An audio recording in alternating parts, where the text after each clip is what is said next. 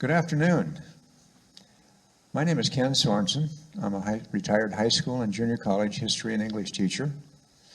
And I get the wonderful opportunity of coming into your venue and sharing with you background on various historical people and the events in those times and how they have impacted our world. Today, we're going to be talking about Martin Luther King Jr. This is a picture of the home that he grew up in Atlanta, Georgia. And as is true with all of us, our story doesn't begin with us. Our story begins with our parents and our grandparents and our great-grandparents. And that story, that happened that way with him. What is interesting is that his grandfather was an ordained Baptist minister. His father was an ordained Baptist minister. And it had always been assumed that he also would become an ordained Baptist minister, and he did, and he was fine with that life plan. Because of this, there was great expectation in that household, and that expectation came from the fact that both his father Bluetooth disconnected. His father and his mother were college educated. This is in the 1920s. How many people in America, how many couples in America had both father and mother as college graduates? And he grew up in such a home. And so the expectations are going to be pretty high, and they were. There in front of the home is this beautiful plaque there in the sidewalk. Martin Luther King Jr. was born in this house on January the 15th, 1929. That means, had he lived this year, he would have been 92. Now, we know people that are 92 years old. We know what they look like. And see, to him, it's almost eons ago when he died, and he died as a young man. And so he will always be frozen in time as a young man. And yet, had he lived, he would be 92. This is a picture in the home growing up of both his father and his mother and his mother's mother, his maternal grandmother. She lived in the home because her husband had passed away, and Alberta King was Martin's mother was the only child. And so Mom moved in with them and lived with them during the growing up years. The children there on the front of the picture, the little boy as you're facing on the far left is the younger brother, and he always went by, his name was Alfred, and he always went by A.D., the initials A.D., and the middle sister was Christine, and then was Martin. What is interesting is that when Martin was born, he was born and given the name of his father, Michael Luther King. And when Martin was about 4 years old, Dad decided to go have their names both changed and took them downtown, and they went through the process of having their first name changed from Michael to Martin in honor of the 16th century reformer. And yet growing up, he was always called Mike. I don't know about you, but that's kind of hard to wrap my mind around. He just doesn't look like a Mike. He's always just looked to us, because that's all we've ever known, as Martin. And but anyway, he was born Michael Luther King Jr. This is a picture in that home, of those two little boys' bedrooms. That looks like a little boy's bedroom, doesn't it? It really does. It's just interesting because you can just see little boys there. You can see all kinds of athletic gear. You can see baseball and mitts and bat, and you can see Tinker Toys, and you can see, I'm sure that your kids were all well trained. I'm sure they always put the drawers in completely into the chest of drawers, and they always returned the towels to the bathroom, and you had them just, the rooms were always immaculate, right? No. This looks like a little boy's bedroom. It really does. And it looks like that they grew up here, and they just, enjoyed their life. And by all accounts, they did. They really did. This is him when he was about roughly 10 years old. He was very outgoing and gregarious, and Mom was very active in civic causes and would often take him out into the community. And so he was around a lot of people, even as a young child and in growing up. And he would talk to adults. And even then, it was obvious that this little boy has probably got a future, because he was not shy about adults, around adults. And he would talk, and he would associate with them. And that's no small thing for a child growing up. This is a picture that kind of represents education in general. I said that there were great expectations in education in that household, and there were. At the age of 15, he graduated from high school. At the age of 19, he graduated from Morehouse College in Atlanta with his first college degree. At 19? Wow, I'm going, oh my goodness sakes. I sure didn't have a college degree at 19. And he was well on his way, and he certainly was not done with his education. But he took some of the summer off, and he had started working with his father there at Ebenezer Baptist Church in Atlanta. And he became an associate minister. And the plan was always that he was going to go away and get some degrees and come back and live out his life there in Atlanta with his father.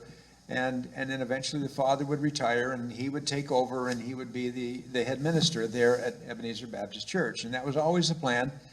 And everybody was on board, including Martin, and it was fine. And so to achieve that goal, he left and went to Philadelphia. And there in Philadelphia, he attended Crozier Theological Seminary. And he got a bachelor's degree in divinity. And he also gave the valedictory address.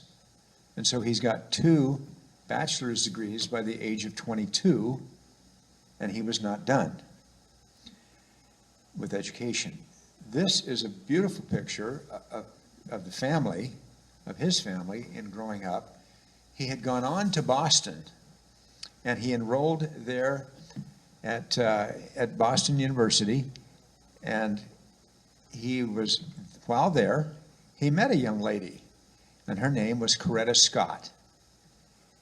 She was a student at the New England Conservatory of Music, one of the many incredible music schools in the greater Boston area. And she was an outstanding musician, could play just about anything and could sing, and she was amazing in music. She really was.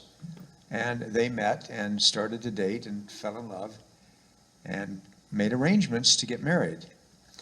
He was from Atlanta. She was from Alabama. And they met in Boston, of course. And so they came back to Alabama and married in her parents' backyard, and his father and her local minister were the 2 joint officiators at the wedding. This next picture is a picture of him graduating from college. Now, 1955 was a big deal. In June, he graduated with a doctoral degree in systemic theology. Now, what the heck does that even mean? It means that you are studying theology as it has impacted the human race. And so you're studying about how did the Greeks view theology, and the Romans, and the Persians, and the Medes, and all the way up through history, even into the Renaissance time, and closer to our time. And so he actually had a doctoral degree.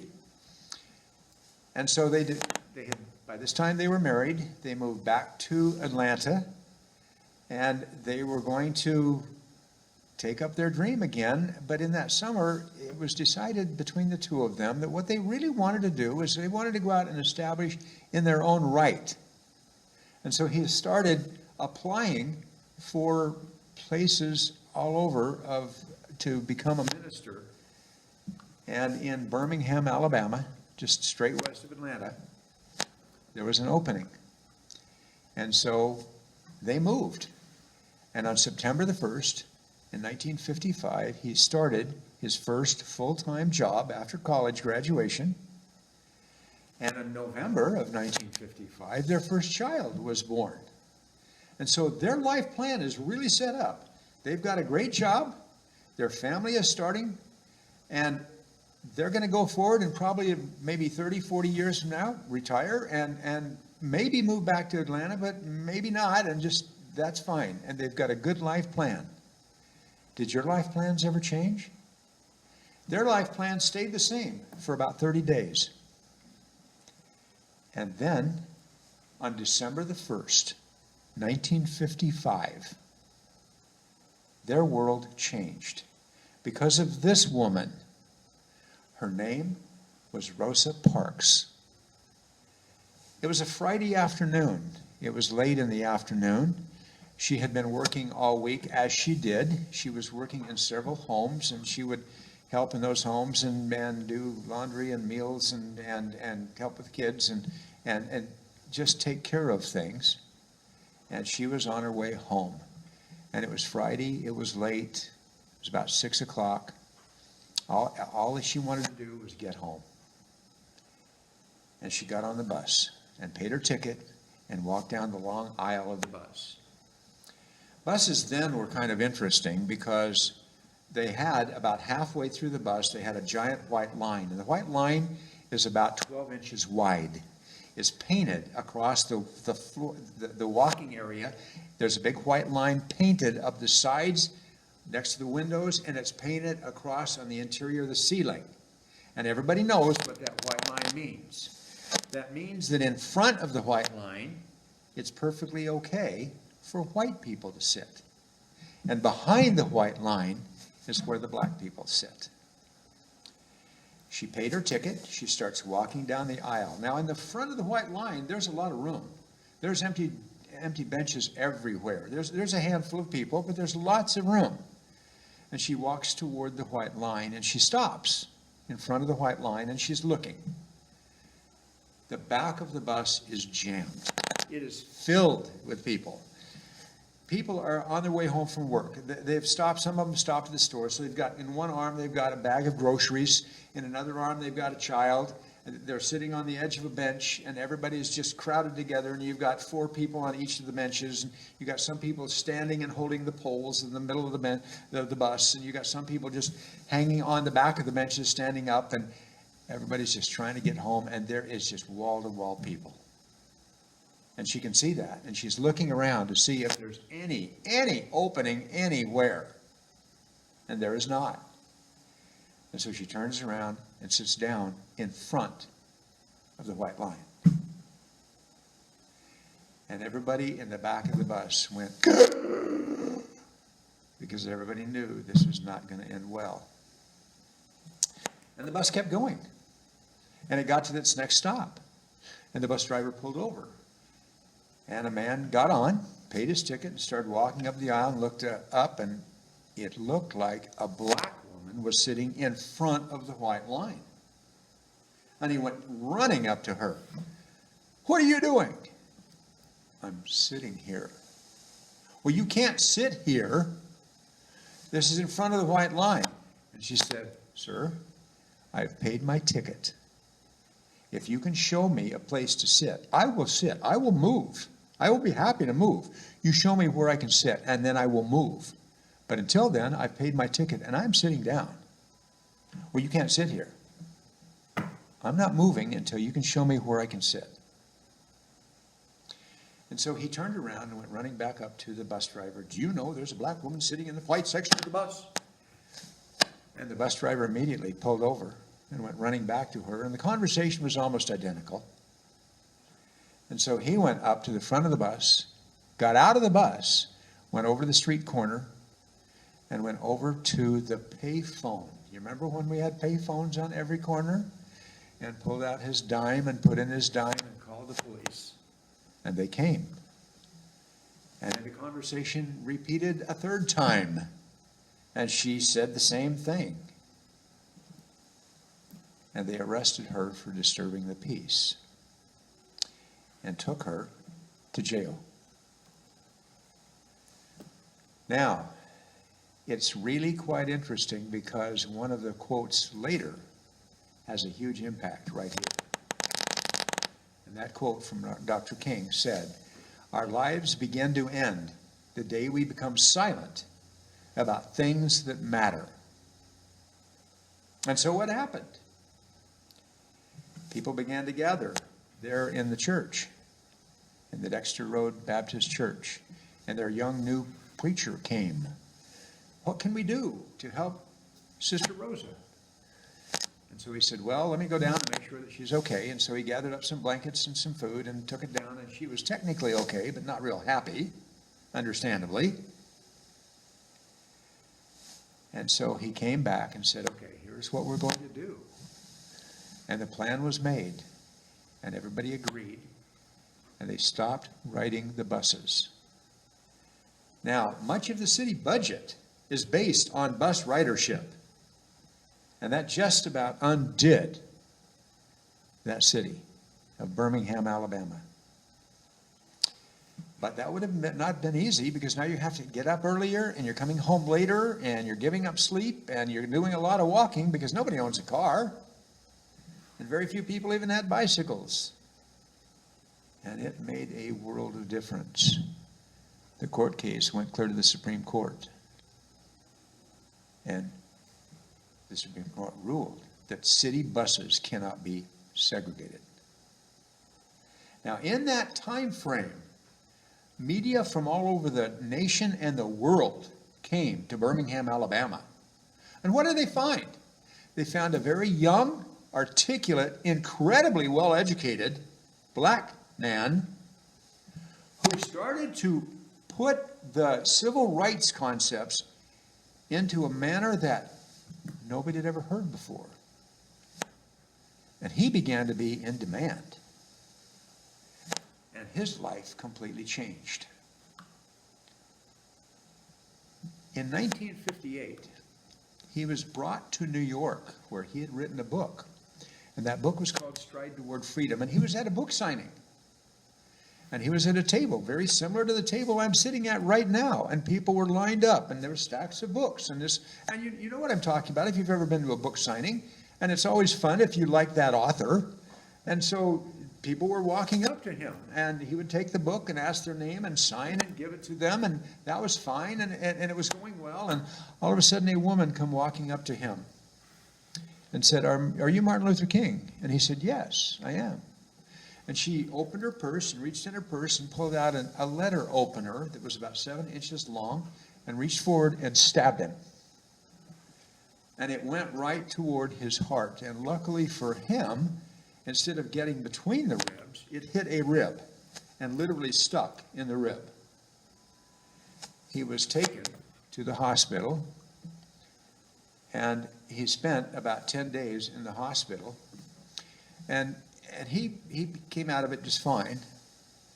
But what I've always found interesting is this. I've often wondered, what was the conversation like when he went home and explained to his wife that he now wants to go back out on the road and keep promoting this cause? And I'm sure, like any good wife, she would have said something along the lines of, "Look, I want you to be around as my husband and the father of our children." And we can only imagine how that conversation went. Through a series of circumstances, in 1963, he was back in Birmingham, and the Birmingham police were not real happy with him. And what was interesting is they arrested him in the spring of 1963 on a 3-year-old parking ticket of $2.50. And he spent 30 days in Birmingham jail. While there, he created a document, and that document has become known in history as the letter from the Birmingham jail. And there's all kinds of wonderful quotes. But one of the quotes that came out of that letter is this quote: "Injustice anywhere is a threat to justice everywhere." And what an incredible concept, and a very important concept to remember. And just because things happen across the country or around the world, they're not right in front of us, doesn't necessarily mean we shouldn't try to do something. And that's why this concept is so important. Later that same year, he was invited to come to the White House in late August of 1963. And there he and several civil rights leaders and NAACP leaders were meeting with President Kennedy. They were trying to encourage President Kennedy to come out more strongly on civil rights. And President Kennedy had made a very impressive speech on civil rights, and they just wanted more. And the reason also that they were there that very day is because later in that afternoon, he was taken from the White House over to the Lincoln Memorial. And that is when he gave that incredible speech that became known in history as the I Have a Dream speech. There were approximately 200,000 people that attended that speech. And in that speech, there were wonderful things that were said. There are many, many great quotes, and in that speech, he literally gives a geographic tour of America, and it's quite interesting. And you can find it. You can find it on YouTube or Netflix, and you can watch the speech. It's only about 20 minutes long, and it's well worth watching. It really is. One of the great quotes, and my favorite one, is this: "I have a dream that my little children will one day grow up in a nation where they will not be judged by the color of their skin, but by the content of their character." Why is that so important? It's because that's what every parent and every grandparent wants. We want our children to be, their value to be determined not by whether they're shapely or they're buff or they're tall or they're short or anything else. We want them to be judged on whether they can be counted on. We want people to think that our children are good people. And that has nothing to do with race or religion or color or creed. It has everything to do with character. And that's why it's so important. Because it's still true. It's still true. He gave that speech at the end of August in 1963, and in September, there was all kinds of literally civil rights explosions going on.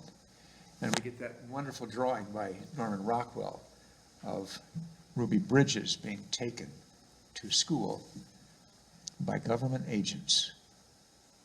And oh my goodness, it just literally takes your breath away. Also in September in Birmingham, Alabama, there was an explosion in a church. And that explosion killed children. This poem was written by Dudley Randall, and it's called The Ballad of Birmingham. Mother dear, may I go out downtown instead of out to play and march the streets of Birmingham in a freedom march today? No, baby, no, you may not go, for the dogs are fierce and wild, and guns and clubs and hoses and jails aren't good for a little child. But mother dear, I won't be alone. Other children will be with me and march the streets of Birmingham to make our country free. No, baby, no, you may not go, for I fear those guns will fire. But you may go to the church instead and sing in the children's choir. She's combed and brushed her night dark hair and bathed rose petals sweet, and drawn white gloves on her small brown hands and white shoes upon her feet. This mother smiled to know her child was in the sacred place, but that smile was the last smile to come upon her face. For when she heard the explosion, her eyes were wet and wild. She ran through the streets of Birmingham, screaming, for her child. She clawed through bits of glass and brick and lifted out a shoe. Oh, here's the shoe my baby wore. But baby, where are you? Dr. King ended up speaking at 3 of the 4 funerals for the children. The idiot that was in charge of that explosion in that church was arrested 33 years later and brought to justice and ended up dying in prison. But I can't imagine what that mother went through in that beautiful poem. In January of 1964, this is the picture that Time magazine had taken, and they put him on the front cover of their magazine and named him the Man of the Year. And he, of course, went to Sweden and received that peace honoring, and it was a wonderful, wonderful tribute. And one of the things that he said then, the ultimate measure of a man is not where he stands in moments of comfort and convenience, but where he stands in times of challenge and controversy. Again, where is our character? Where is it that we stand up, and for what do we stand up for? He continued to be involved because there were all kinds of places that did not allow an integration of where you could eat. Many restaurants, if a black man would or woman would call and order food, you could do that. And you could go and pick it up and pay for it, and then you could leave. But you were never invited to come and sit down and stay in the restaurant and actually eat there at the restaurant. And this is one of the examples where he was arrested because he wanted to eat his meal there. A couple of years ago, there was a movie came out called The Green Book, and it was a story of Don Shirley, an incredible musician who toured the South with people who had, as he did, an incredible ability to create music. I would highly recommend watching that movie because that will help you begin to understand in a whole new way what the early 1960s in the South were all about. This is one of the many protests. And take a look carefully at this picture. You have men walking, and they are carrying a sign saying, "I am a man." And on the sidewalk next to the building, you have the National Guard standing with drawn weaponry and even bayonets. And out in the street, you have a row of tanks. I'm not sure what they thought that these unarmed men are going to do. I'm really not. How committed would you be to a cause? To walk between that gauntlet of force? Would you be so committed? That would take a lot. It really would. In March of 1964, Dr. King went to New York, and while there is the only time that he ever had met Malcolm X. And they actually had a meeting and spent a lot of an afternoon together. And they talked about how to bring about civil rights. And they had a very different philosophy from each other, but the two big icons of the early 1960s did actually meet. Less than a year later, Malcolm X was assassinated while speaking at a church where men broke into the church with automatic weapons, and he was at the pulpit speaking and was shot and killed. About a month after that, on March the 7th, 1965, was that famous march in Selma, Alabama, of about 600 people came marching over that Edmund Pettus Bridge. and all of the police were simply waiting. This was on national TV, and on that evening, it got broadcast all over America. And America saw very peaceful demonstrators dressed up in Sunday best clothing, not bothering anybody, come marching down that huge entryway of that bridge. And they were met by attack dogs and police with clubs. And America sat there and went, is that really necessary? Is that really the way that people should be treated? And this and many other events began to help people understand across America, what is civil rights really all about? One of the people that were there that day was future Representative John Lewis. And Lewis was beaten that day. And it was lucky he even survived. And he went on to become a very incredible representative from Atlanta, Georgia, in the House of Representatives. And he passed away this previous fall. In the spring of 1965, President Lyndon Johnson signed the Civil Rights Act, and there is Martin Luther King standing behind him. Did that help? Yes. Did that solve all of the problems? Oh, heavens no. We're all smarter than that. We know that yes, it made some difference, but we know that we still have a ways to go. In the spring of 1968, Dr. King had been invited to come to Memphis, Tennessee. And in March of 1968, he did come. He had been invited to come because there was going to be a sanitation workers' strike. The sanitation workers were black men who worked on the back of a garbage truck. You would have a white man who would be driving the truck, who would make a lot of money because he was the driver, and then you would have two black men on the back of the truck, and their job was the truck would drive up and then stop, and the black men would run out and they would grab trash cans and throw the contents into the trash truck, and then run back and put the cans back, and then run and jump back on and be driven down the road. And they were making about $3 a day. And it was not even enough to barely live on, and let alone to be having a family, the needs of families. And so they were going to go on strike, and they asked Dr. King to come. And he did, and made some speeches, and that went well. But he made a mistake. The mistake was he stayed in a wrong hotel.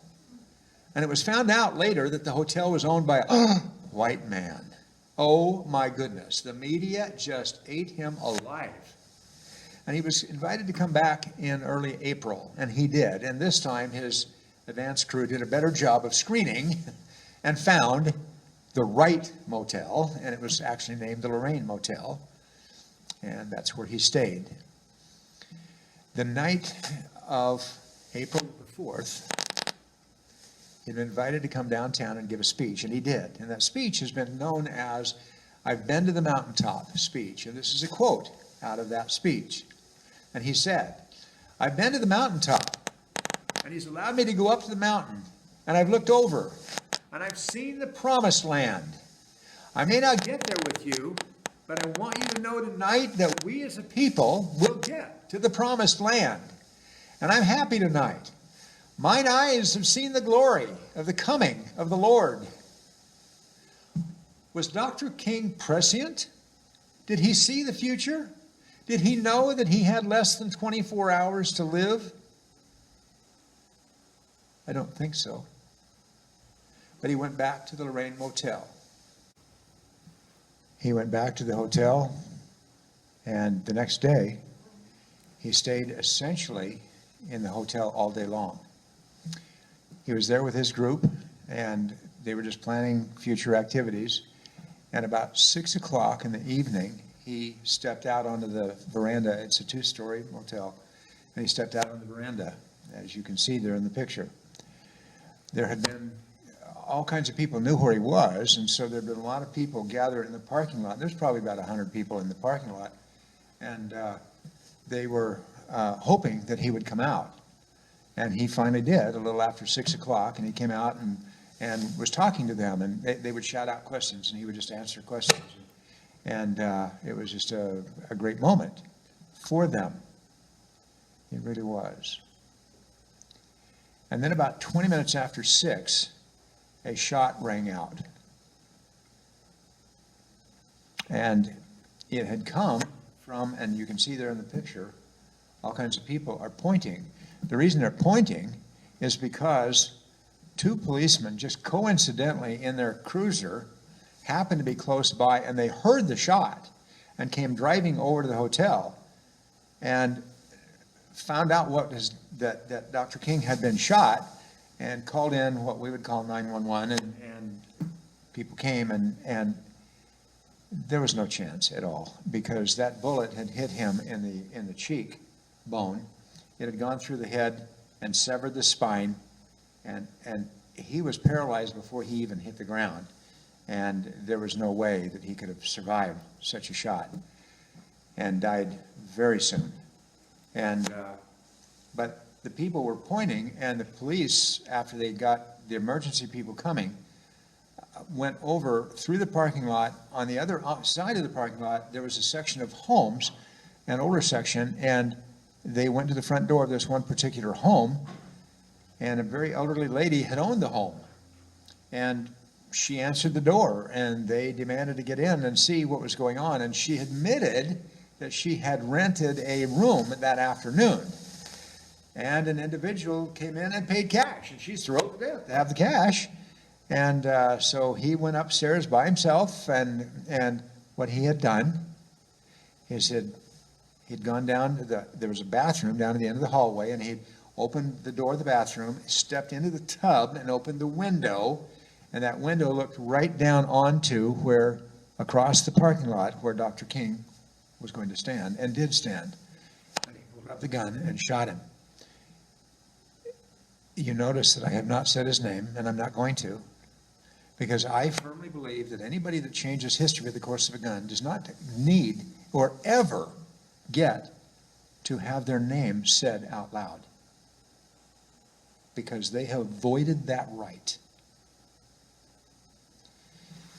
He escaped, and for 2 months was one of the largest manhunts the world had ever seen, and was found in London in the first week of June, trying to get on another plane to go further away, brought back to the United States, and was put on trial and found guilty, but always claimed that he was part of a larger conspiracy, and told the FBI, if you'll let me go, I will give you all the information on this. And they said, well, you give us enough information to see if you got anything at all, and then we'll talk about letting you go.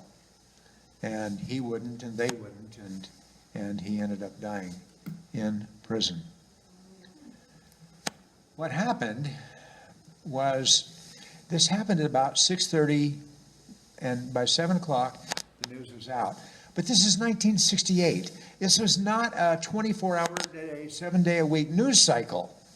Nobody even knew it until the next morning when we got up, and now the newspapers and now the media is starting to let everybody know that last night Dr. King was shot and killed in Memphis, Tennessee.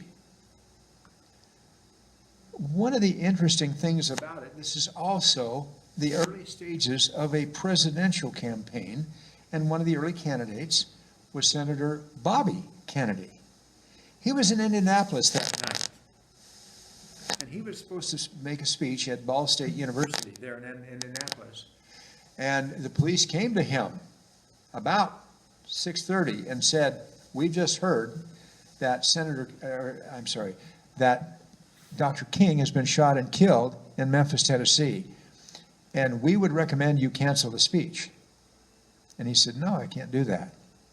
They said, okay, we will give you a guard to the edge of the community where we feel safe, and then you can go on and do what you want.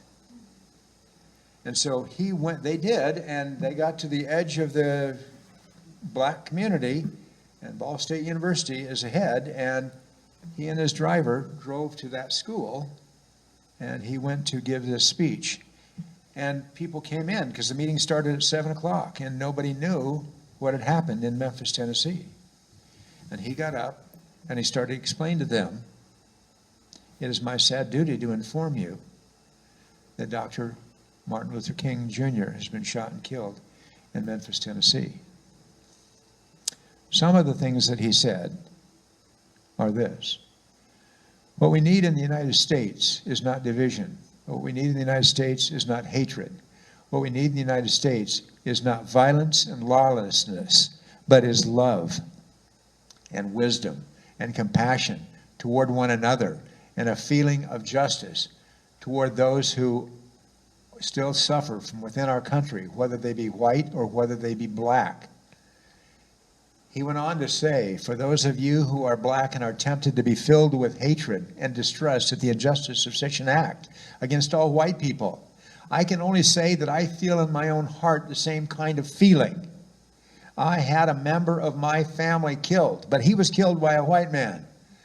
But we have to make an effort in the United States. We have to make an effort to understand and go beyond those rather difficult times. My favorite poet was Aeschylus. He wrote, in our sleep, pain which cannot forget falls drop by drop upon the heart until in our own despair, against our will, comes wisdom through the awful grace of God. And then he said, Martin Luther King dedicated his life to love and to justice between fellow human beings. He died in the cause of that effort. Indianapolis did not have race riots that night and destruction the next several days. And major cities across America did. It's too bad we can't go back in time and grab that speech and pull that speech out and put that on national TV and help people understand that destruction is never an answer. Dr. King and Senator Kennedy had known each other for, by this time, several years. In fact, Senator Kennedy had helped get Dr. King out of jail in 1960. And the Kings and the Kennedys did have a relationship.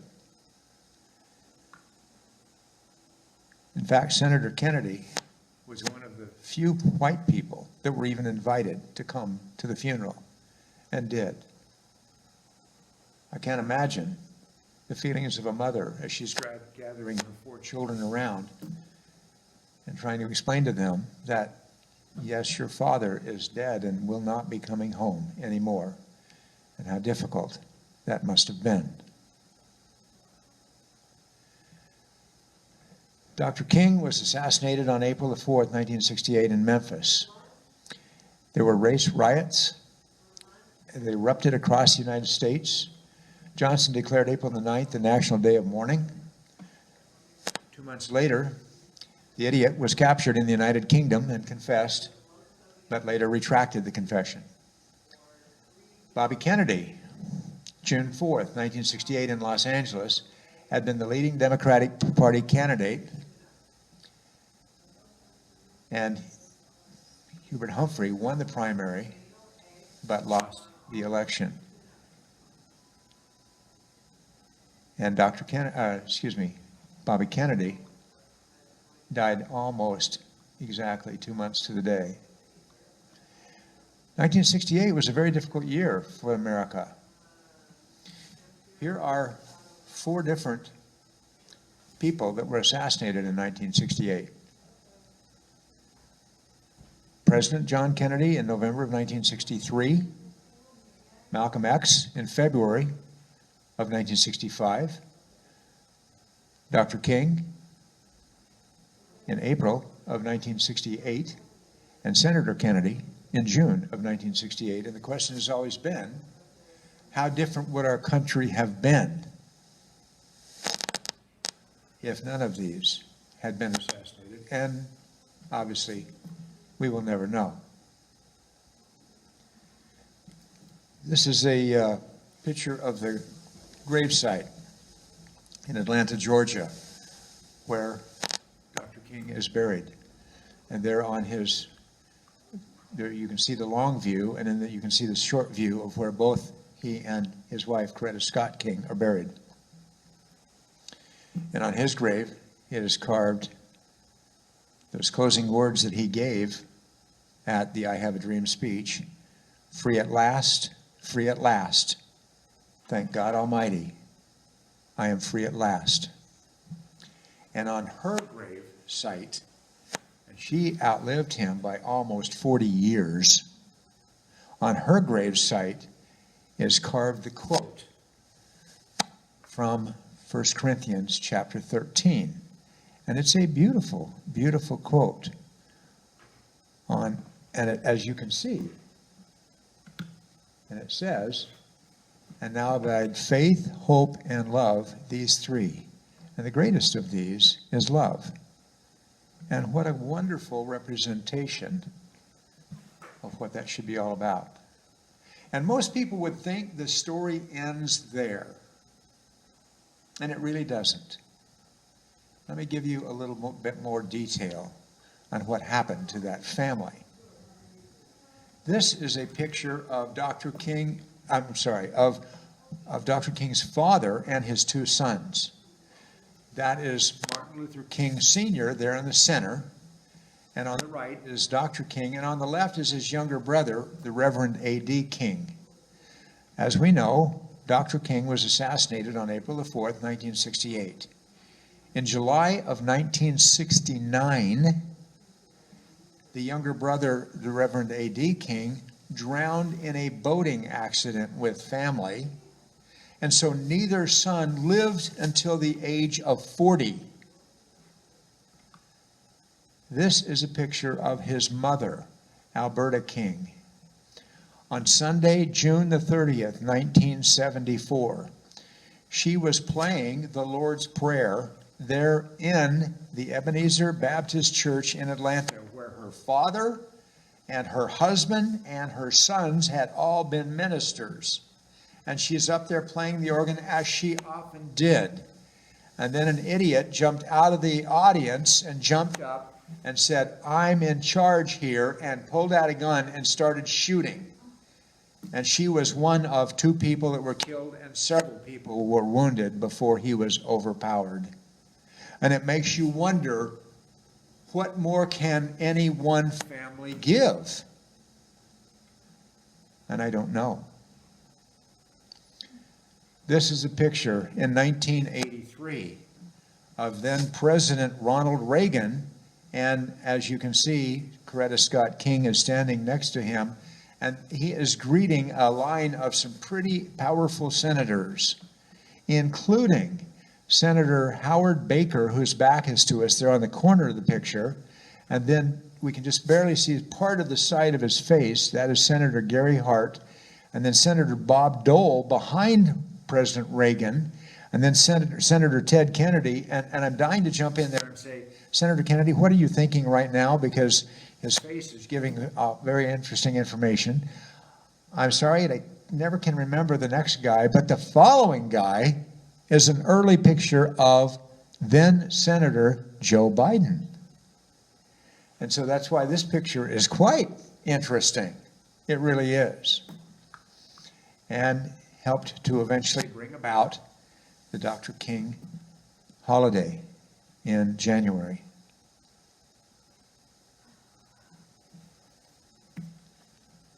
In Indianapolis, on January the 14th in 2011, this statue was unveiled,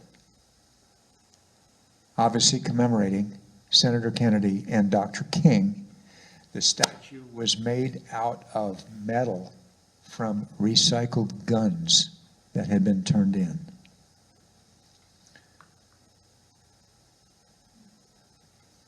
Later that summer, in August of 2011,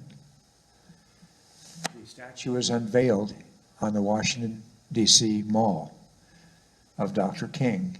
It is 30 feet tall.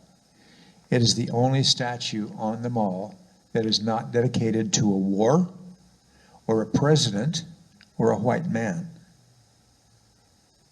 And he is standing there literally trying to almost will us to do bigger and better things.